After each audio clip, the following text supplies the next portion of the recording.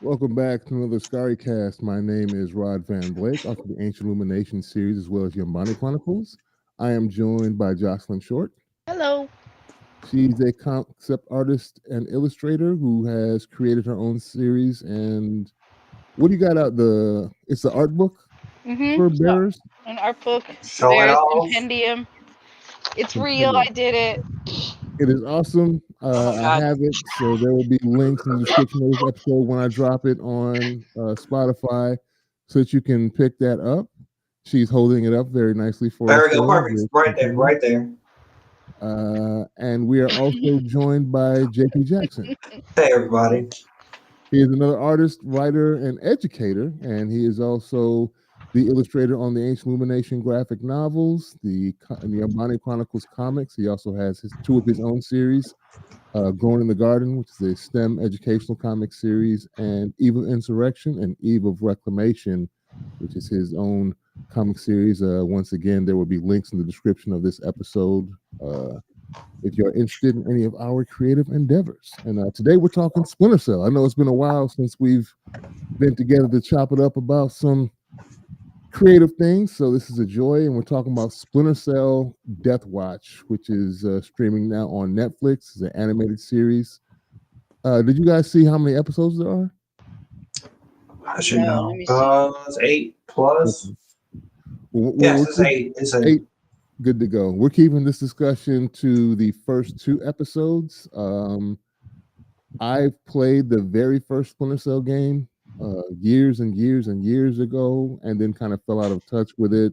Tom Clancy, I'm very familiar with from the Rainbow Six novels as well as the video games. There's multiple of them, and various other things that he's written about. I think Jack Ryan has a TV series based on the character from Tom Clancy's stuff. There are movies. I think Air Force One might be one of them, where Harrison Ford plays the president. I think I'm wrong on that one, but there are a bunch of Tom Clancy books that have been made into movies that we've seen over the years. So I had a little bit of background with Sam Fisher. I think Liev Schreiber plays that character. Yep. Yeah, Liev Schreiber is the voice of Sam Fisher. We have Kirby Howell Baptiste, a British actress, which I'm not familiar with, but she's the new recruit agent that we see introduced in the first episode. And Janet Varney is Grimm, which I assume is the handler of all the agents. I like this so far. What I've seen, we've only seen the first couple episodes, and I'm curious as to where this will play out, and I've forced myself not to watch the rest of them so that I can kind of follow along as we discuss. Because it opens up pretty fast. We see an agent calling in to Grimm, and he's got some information. He's somewhere and he needs to be exfiltrated, but he's stuck in a basement somewhere, and then he hangs up when he knows that someone's coming. So I pretty much figured that dude was out of there. It was a rapper dapper. It was a rapper dapper for that initial agent he calls, and McKenna goes in, and she's already on site in Lithuania, because we flash to some, like, I don't know if this is supposed to be a safe house in Lithuania, but there's a dude taking a smoke break, listening to music. Spoiler alert, if you haven't watched these 2 episodes, we're going to be talking about all this. And McKenna goes in there and starts just wrecking shop immediately. Takes my boy out with, will she climb on top of him and then use her shin and calf to choke him out on the balcony? Yeah, it was that. Yeah, that was wild. She elbowed homie when she got to the into the hallway. She just straight elbowed homie in the back. Yeah, she wrecked shop. You see her with the classic. We had off camera. We had been discussing that. Jocelyn said she was not familiar, and Jordan said he was not familiar. Oh. I'm only vaguely familiar because it's been like decades between the time that I was in this world heavily. But I do recognize the night vision goggles that we always see with the 3 ocular lenses. That was like one of his call signs. When you seen those the 3 green glowing orbs on the headset, that was Sam Fisher. That was Splinter Cell. This clandestine agency that goes handle worldwide espionage. And even in the description, in the shadowy world of espionage, Sam Fisher is a rumor and a legend. Pulled back into action, he must help a new recruit unravel a global conspiracy. So that's what we're dealing with. And they jump right. I like that they jump right into the action with McKenna coming in and just. I don't know if they're Lithuanian, but they placed them in Lithuania. So they had the Lithuanian rap probably in the background. They was getting worked over. Yeah, that was hilarious. Yeah, homie was listening to the tunes, has little Apple AirPods in his ear, taking a smoke break on the balcony, and he gets wrecked first, and then she goes through and just mollywops everybody, and finds dude. I'm assuming it's the agent that had called in initially. In the basement, he's not alive. She's shook by what she sees because she goes still and she takes her mask and hood off and is non-responsive. Even he takes her earpiece out for a minute, and Grim knows something's wrong. She's gotten to him, and she just kind of sits there for a while, I guess. Then now you guys saw this? Is the data in the tooth? Yeah. The file. She pulls my man's tooth out. Yeah, it's implied. Yeah, like it's implied, but it's not said. She just, I'm like, why is she yanking homeboy's teeth out? These yanks this one tooth, puts it in the pocket, and then gets discovered. I'm like, okay, they didn't say that was the file, but I'm assuming that's the file. It must be. Tooth. Or maybe his tooth is like a key or something. Yeah. I didn't understand the little data pad thing on her arm either. When she they get it's a map. You didn't see when she looked at it like 4 levels. What it is, I don't understand why she didn't shut that mess off when she realized comms were compromised, because that's how the little cleanup crews start following them around. I'm like, cut that off, homie. That's making all the noise. That is one thing I critique. We'll talk later about it. Just like she has hands, but then like you can tell like in her emotions she starts to get carried away. So when she was told that the communications were being messed with, was this like after she saw the dude messed up, or was this before? I think it was after, because she calls him, and then she's in contact with him the entire time that she's going in the building until she stops and looks at dude. Okay. She goes underground. Out. She doesn't call back until later. Okay. She rips the earpiece out. Like, I'm not listening to you right now. You trying to talk to me, and I'm. She said, I don't want you to hear what I'm about to do to these people. I think she's emotionally dealing with the scene before her. We don't necessarily see that. Homie's been jammed up. Maybe she knew him. How did you feel? I was going to ask you about that. How did you feel in that initial opening scene?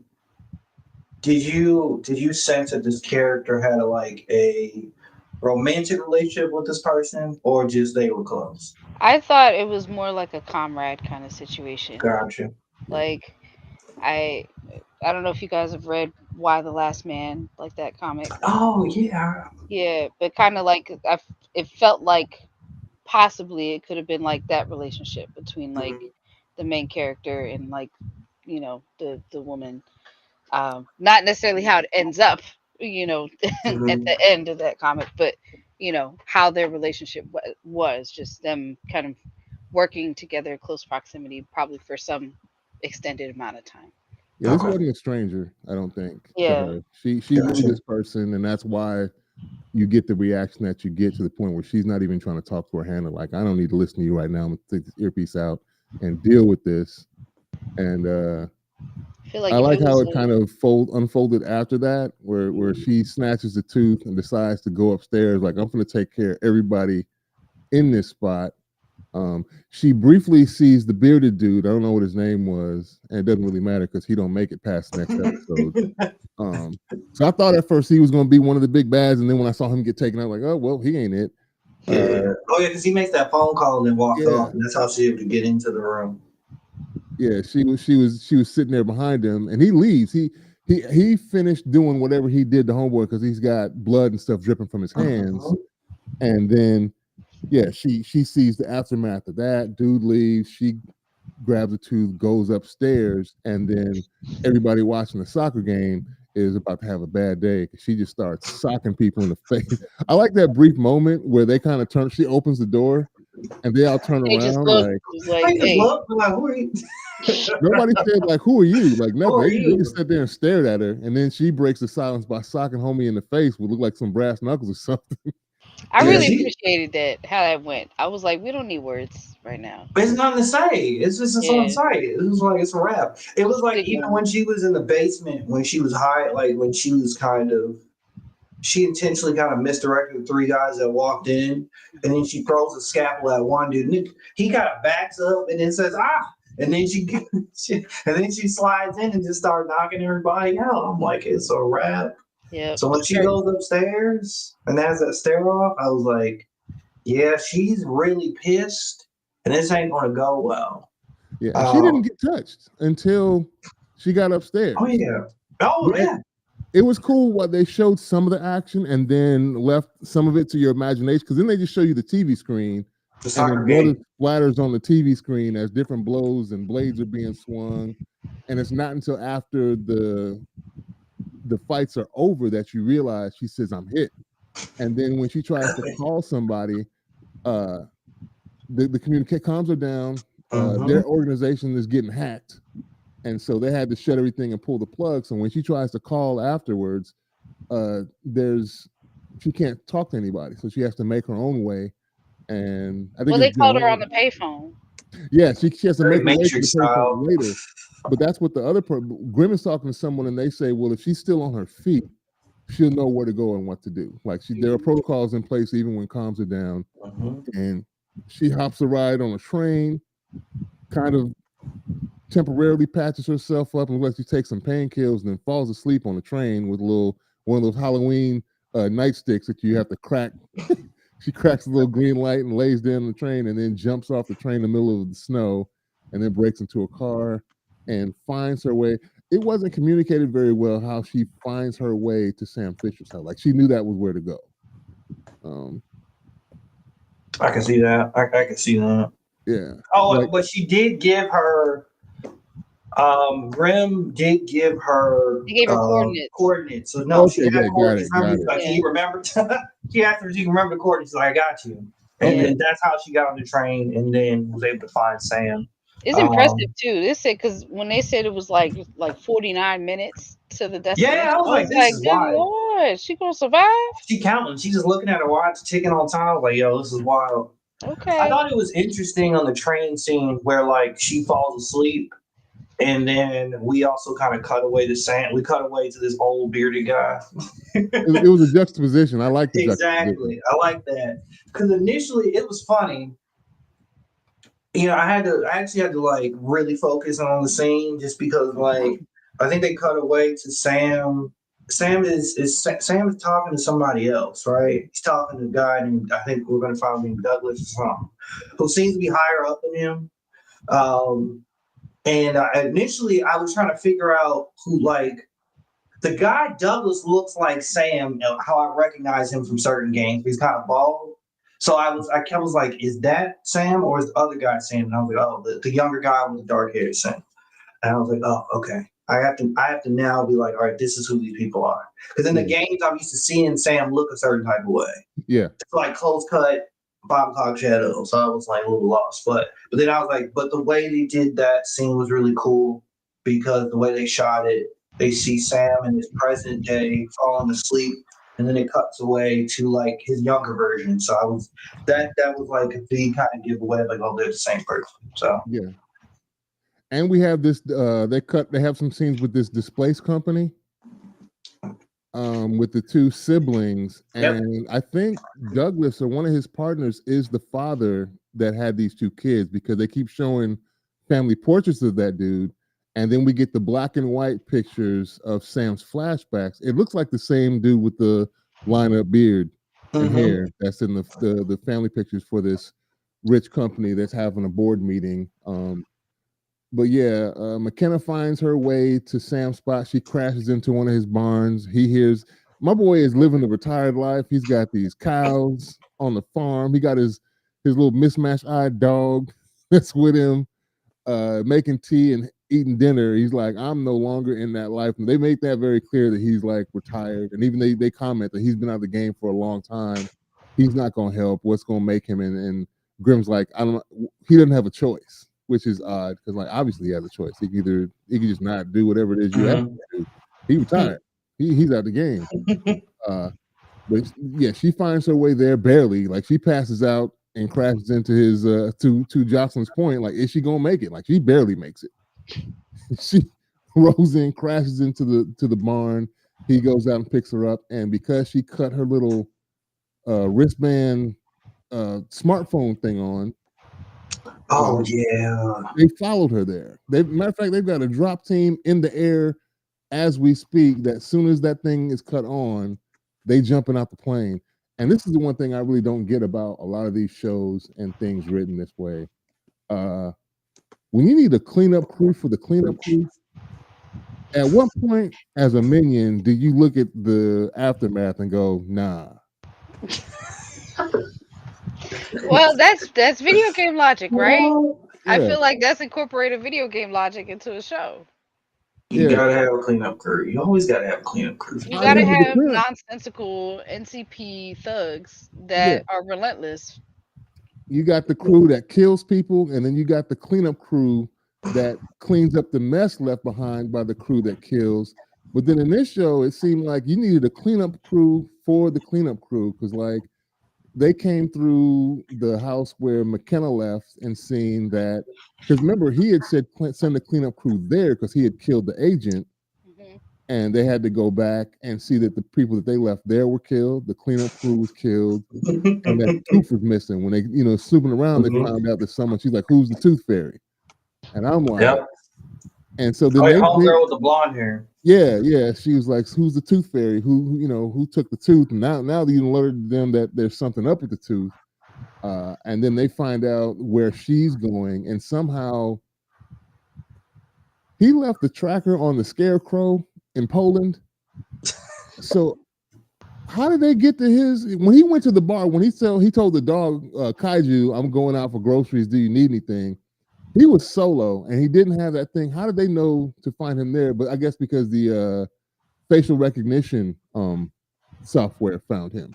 Well, yeah, that and the fact that, like, after Sam, or after what happens with Sam, with the cleanup crew coming to Sam's house, they do have he clearly realized she was being tracked, so he put the scanner. When they stopped at the scarecrow for a smoke break or whatever, he puts that thing on her and then they dip off.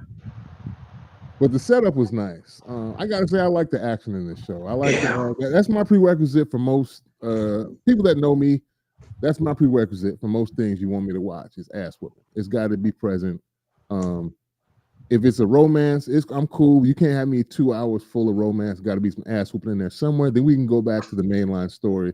But you got to put a little something there for me to enjoy. That's somebody got to die hard.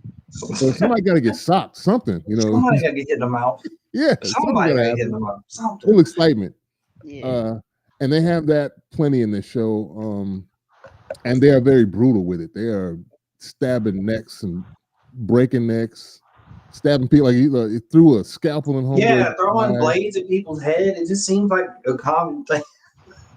Just we open up, old girl comes down and chokes out homeboy with her calf and thigh. Yeah. So what can we say? So I like that. The action was well done, and the pacing doesn't seem off. It seems like it's sprinkled in there, so it's not all it is. Mm-hmm. There's a lot of intrigue, a lot of, I guess, searching for clues as to what happened on both parts. So McKenna is trying to find out where dude is. The other agent that called in, she finds him, and then the bad guys, I assume, are bad guys. I like how they differentiated because the Splinter Cell agents have the 3-pronged night vision goggles, and the bad guys only have 2 in theirs. They only get 2. They're a little lame, so they only get 2. They only get 2 ocular lenses on their night vision goggles, and they're just getting taken out when they go to Sam's place and he's just in the shadows without the goggles. He ain't even wearing the goggles. I don't even need the goggles, man. Yeah. I don't need the goggles. I'm OG. They jumping out of airplanes, fully kitted up, and Sam, the OG, is just mollywopping them en masse. And I like how that part of it was silent. You know, they're doing hand signals to each other with the night vision goggles, and homie just wait in the shadows. And then they're not even realizing that half the homies and got beat up already till they stumble on a body in the dark, turn around, and you next. I was laughing at him running outside in the snow when he kind of runs off screen. I'm like, y'all not catching him. This man is literally that. Now this is when he's kind of like John Wick, where he's kind of like the boogeyman. Like I'm like this old dude. He's a legend, so you're not catching him. Yeah, he was working them over, and McKenna, before she got stopped, was working them over herself. And he takes some hits. Sam does. Yeah. In the second episode, when the beard dude finally catches up to him, in the bar setup, where he basically lured them into this bar. Because he apparently knew that they were gonna come after him. I guess he was, assuming or he predicted the facial recognition thing. He had printed up a fake Polish passport, went shopping, and then purposely went to this bar and then had a body double set up at the bar with his hair. Remember, he had the man bun. Yeah. The car had his hair down. And so they walk up on dude, put a gun to his face, and he's like, I don't know.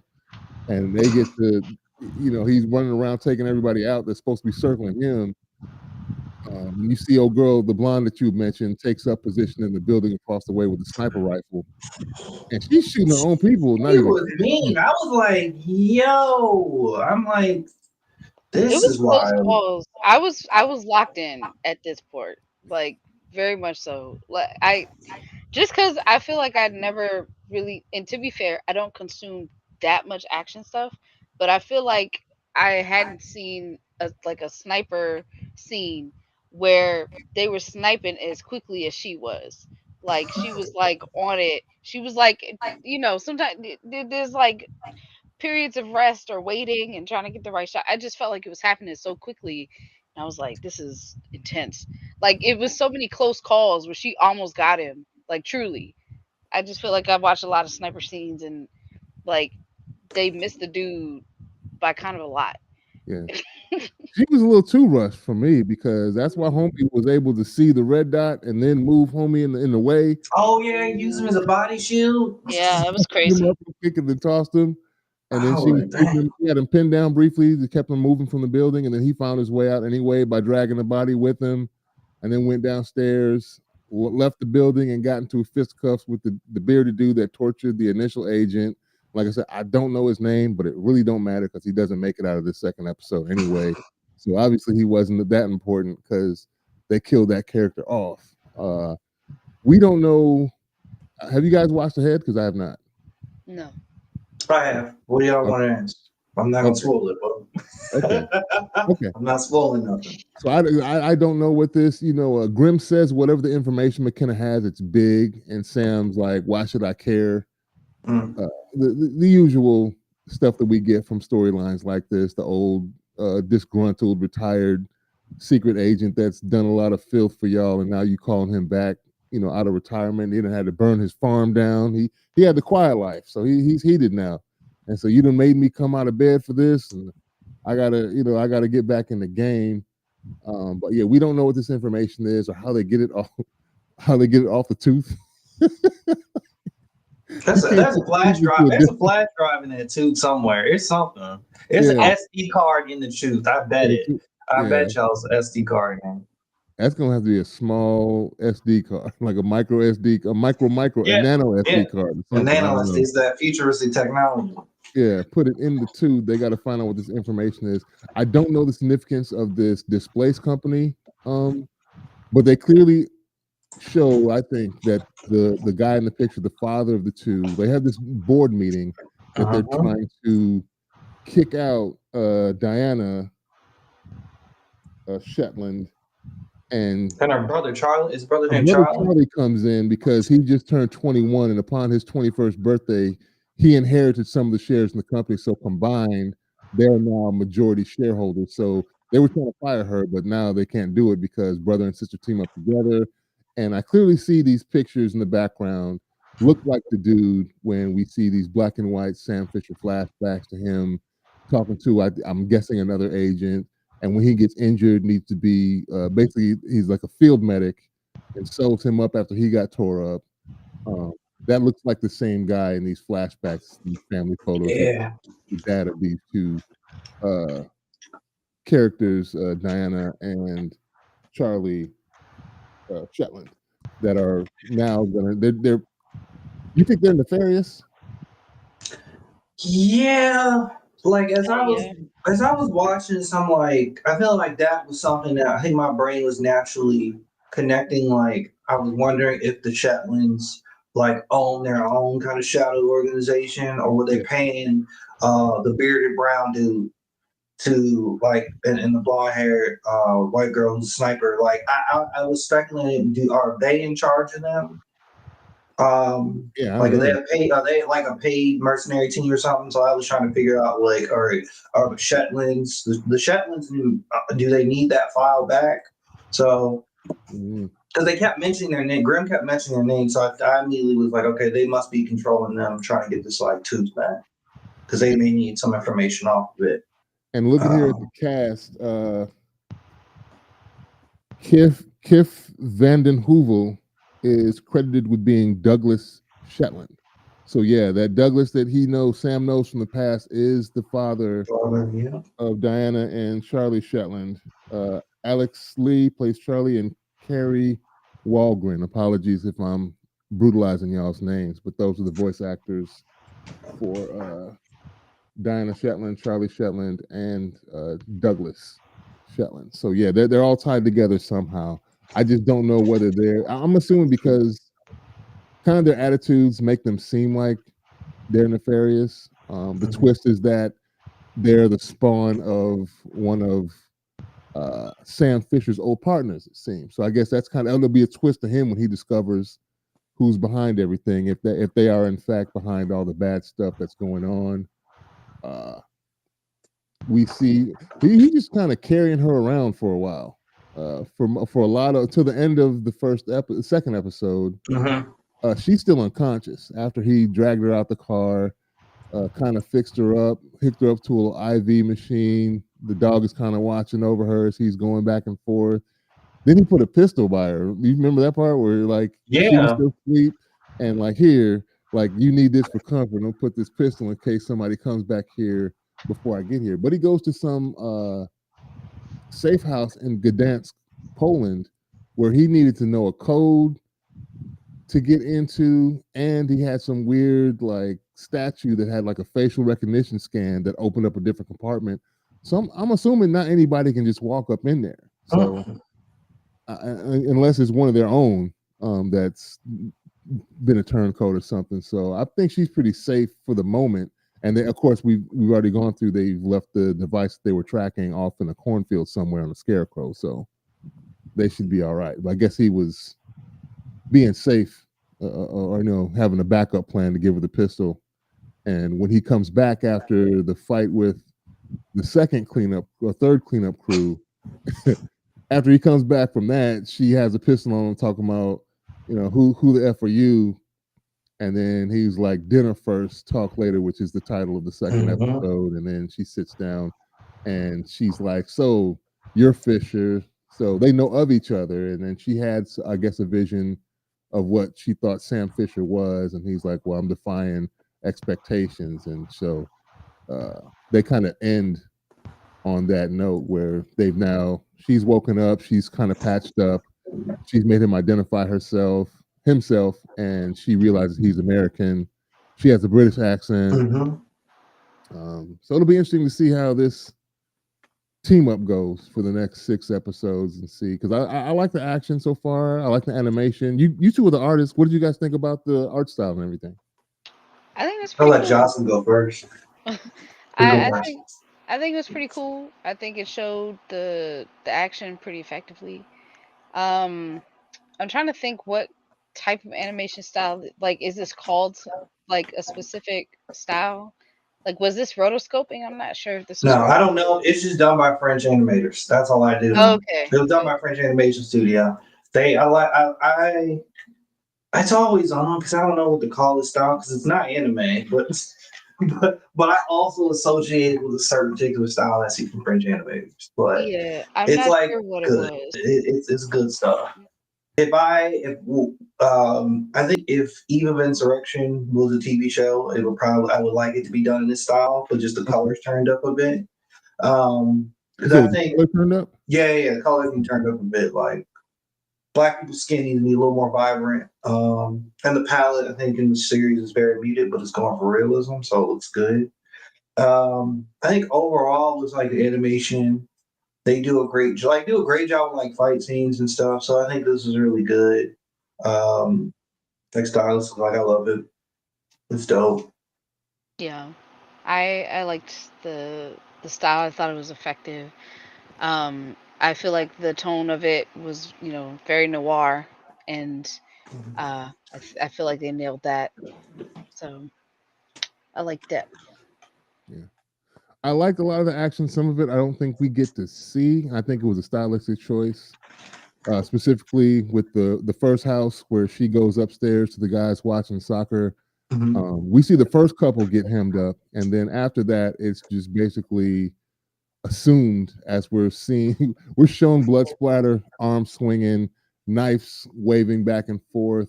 We hear silenced gunshots, but we're not shown that part of the action. We see the aftermath, and then I think they choose when to show the action and when to kind of let us imagine partially at least what's happening. So I think it's a pretty Yeah. good mix because it allows us to envision what we want to Yeah. sometimes, which I guess can add to it depending on the individual's imagination. Yeah, I agree. I think about that sometimes, like when when you're watching a horror movie Yeah. and there is the horror of not showing the action, but showing the other person's reaction to what's happening. Yeah. Yeah, Um, that's what it felt like they were doing with the first scene, the intro scene with McKenna. Um, where we don't like I don't really need to see her break people's bones. Like we're being honest, I don't really need to see it. It's Mm. equally more terrifying. It's a little more terrifying that we're like looking at a someone just wrecking shop while a football game, a soccer game is playing, yeah. and like you're just seeing everything else get destroyed. I feel like it was definitely effective of them to like show brutality sparingly, because like the moments where they showed it, it like really hit home, like Oh yeah, that too. you know that um the not just the severity of it, but just like the I guess the finality of whatever, like whoever was dying in that moment, Mm-hmm. um or just like this is like serious, or just it I don't know. I can't talk very well today, but Crystal. All good. I feel like it would they were like every time they showed violence, like direct violence, it felt very pointed, Mm. Mm. like the end fight with Sam, that's his name. Mm-hmm. Mm-hmm. Yeah. Um and the dude, and he got stabbed in the stomach, and then the eye, like Mm-hmm. I that felt they showed all of that. Like Yeah, that you felt wasn't that. You felt that. That was when it mattered. Yeah. that was a confrontation. That felt like if you was playing a game that could be a quick time event maybe. Right. But This is Black Ops. This is Call of Duty, and you're like POV now. Like, oh, yeah, mine. Ah. You know what's happening. exactly. Like every time they showed it, it was like you knew it was serious business. Yeah, Mhm. I liked it because it seemed like a stylistic choice they were doing purposefully and not something that they were doing to hide something, which a lot of live action stuff uh, doesn't get a pass for it. Jordan and I know have discussed this with, I think it was the first season of The Foundation, where they had certain fight Oh, scenes where it was purposely done in the dark and things that's get kind of muddy when a right. lot of action happens and you don't see exactly what happens until like the end of the fight. And, okay, now we understand that this person won, but you really couldn't see some of that stuff in season one. So I wonder if we give this one a pass because it's animated, not live action, or would it hold true if this same thing were done but in live action? I think it was to be the same in live action. The scene where McKenna initially gets into the I'd say why was it Lithuanian? I was about to say Latvian. I'm like, we're not in Marvel. Yeah, yeah, Lithuanian, Lithuania. Dr. Lithuanian Doom kind is of not like coming out in this piece. safe house. They do this really awesome thing where she's hitting dudes in the dark, and then they flash the light on her, and then she does this like Batman thing where she kind of charges at the screen and kind of bobs to the left and right and smacks dude. And I'm like, that would be no different in live action. Yeah. Yeah. This feels grounded, like cinematography wise. Like it feels like I feel like this also feels like a film. Like it doesn't get too ridiculous with like camera angles. Like it doesn't take the stylistic approach of maybe using something like anime. Um, insert modern anime, and you have like these ridiculous 3D camera angles in the middle of a fight scene, very over the top. Yeah. So no, it feels very much like this is this also could be a film. Like if it was a live action film, it I would lend itself to wonder, that. do you guys think that this show is like maybe to gauge interest with the audience for Splinter Cell to see about another game, or do you think that this could spring out into like a film?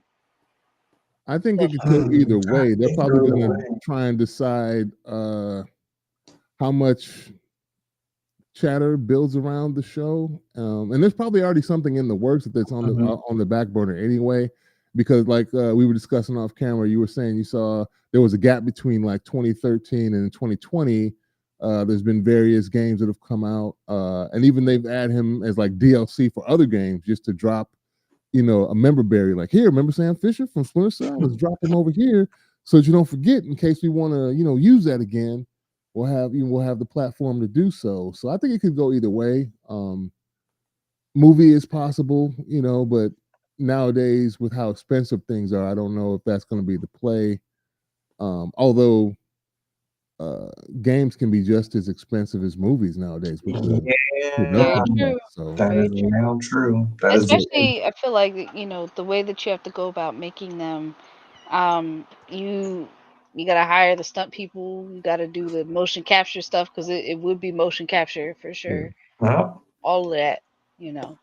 So yeah. Some of these mainline games, these AAA games that are a part of known IP, the price of getting that license is higher than a lot of the smaller projects. So yeah, I imagine Tom Clancy and whoever owns the license to that was going to have make whoever pay a pretty penny to do either.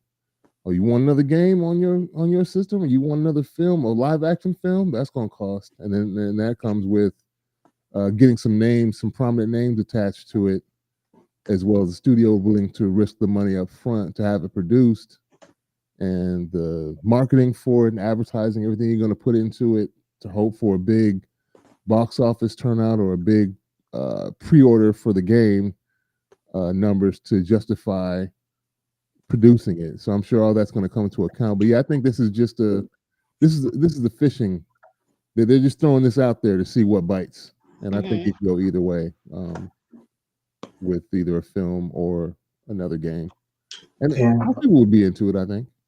I would. It's really funny because like I kept almost calling this Hitman.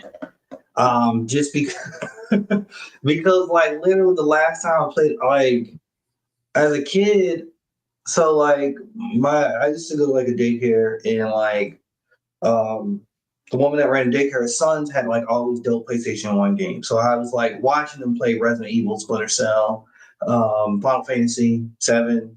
And so I watched Splinter Cell and I also watched Metal Gear. So I kind of closely correlated Metal Gear to Splinter Cell in different ways. But then as I got older and started playing, like I played a Hitman game, I was like, oh, this also kind of feels a little bit like Splinter Cell. So Yeah, I kept calling the show, like I would actually connect the game more to Hitman. Or like I kept saying this is kind of like Hitman in a way. So like if they return back to a new Splinter Cell game, it makes sense. I yeah, don't think they need to go live action movie. I mean, I made an animated series. Um, I mean, you can keep rocking with that. You can also make a game. You yeah, just keep doing what y'all doing. You keep making them games. Um, and I think this. I wonder. because it's like we have a lot of these kind of espionage shows. Like Jack Reacher is doing really well. We had Jack Ryan, Mhm. and He's so also I think Tom it's Clancy. what you saying? Jack Ryan is also Tom Clancy. Yeah, Jack Ryan was Tom Clancy, and I actually enjoyed that series a little bit. First two seasons were cool. I didn't really get through the third one, but these kind of espionage shows, so it's good that they have something animated. I think it's something different. Might sure is more cost effective. They get big name actors, so I think this is cool. I hope they keep doing more. And hopefully we get a game because I wouldn't mind playing it. I wouldn't mind getting back into the Splinter Cell, like an updated game or something. Yeah. Hunt for Red October. If y'all know, y'all a little young for that Wait one. a second. That sounds familiar. Yeah, it's a Sean Connery film. Did that one come out in the 90s or 80s? Probably the 90s. But yeah, that's a Tom Clancy film as well. Oh, Yeah. I heard about that movie. Oh, 1990 specifically. Cool. Crimson Tide. Okay, there's a lot of movies in this genre. Yeah. Some of All Fears with Some of All Fears. Yeah. Oh goodness. That was one of the first times I heard it sung because there's a Super Bowl or something that gets bombed in that film. And the verse in the national anthem that we never hear is actually sung in that rendition of the national anthem. Yeah, is in there. And it's like, what? What? Yeah. So there's a lot of material from Tom Clancy that's been used in various mediums, a bunch of films, TV shows, video games, the Rainbow Six series. And I think that's where Ghost Recon comes from? Tom Clancy is also, that's a Ghost Recon. Jeez, that is. Yeah. Wow. Also, I'm looking up Some of All Fears. Didn't realize that this is Jack Ryan is the lead. Yeah, that's hilarious. Ben Affleck also played Jack Ryan. This is ridiculous. Okay. Wow. Yeah. Okay, nice. Yeah, so they've got a big enough footprint they can go either way if they want to do. I'm sure if they wanted to bankroll another film, they can do it. If they so choose. But like I said, both of them I think would be supported anyway, as long as it's done well. And even then, that's not necessarily a prerequisite because we know once some of these fandoms, even just you slap that name on there, it may get ripped to shreds, but it'll make the more. Like I think about all the films that we think of as horrible films, and if they still approach $1 billion, man, this is crazy. Even though on a $200 or $300 million budget and still made almost $1 billion. If that's a failure, I'm trying to fail. Trying to fail hard. Yeah, I'll fail my way to a bill if that's what it takes. It just depends on the execution, and maybe who knows, it may you may not fail.